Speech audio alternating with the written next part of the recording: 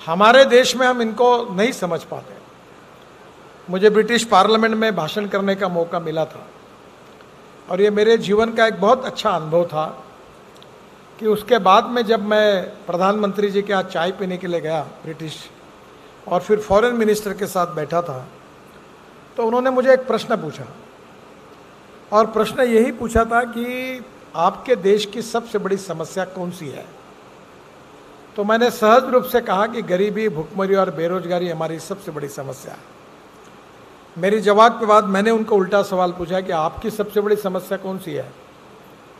तो उन्होंने कहा हमारी सबसे बड़ी समस्या ये है कि हमारी यंग बेटे और बेटियां, हमारी प्रॉब्लम यह है कि वो शादी नहीं करती, लिविंग रिलेशनशिप में रहती है, और जिसके कारण हमारी परिवार व्यवस्था पूरी तरह उद्ध्वस्त होने के कगार पर खड़ी है। बाद में उन्होंने मुझे ये प्रश्न पूछा कि क्या हिंदुस्तान में गरीबी होने के बाद ये समस्या नहीं है। तो मैंने उसका जवाब दिया कि ये नहीं के बराबर है। तो उन्होंने मुझे पूछा कि यह कैसे संभव है। तब मैंने उनको ये कहा कि हम गरीब जरूर हैं, पर हमारी भारतीय संस्कृति और इतिहास और विरासत और जो आध्यात्मिक और दार्शनिक सिद्धांतों के आधार पर जो बचपन से हमारे मन के ऊपर, व्यक्तित्व के ऊपर जो संस्कार होते हैं, वो मूल्याधिष्ठित है, वैल्यू बेस है।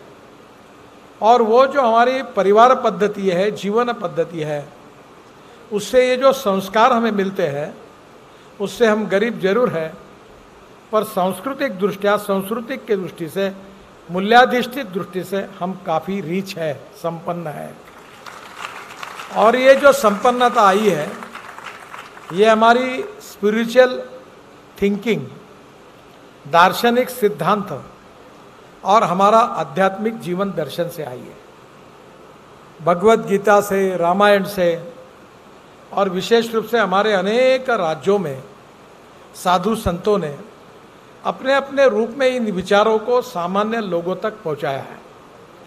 केवल विचार नहीं पहुंचा है, तो विचारों को सुनने के बाद उसका जो संस्कार व्यक्तित्व पर परिणाम करता है, उससे व्यक्ति का जीवन बदलता है।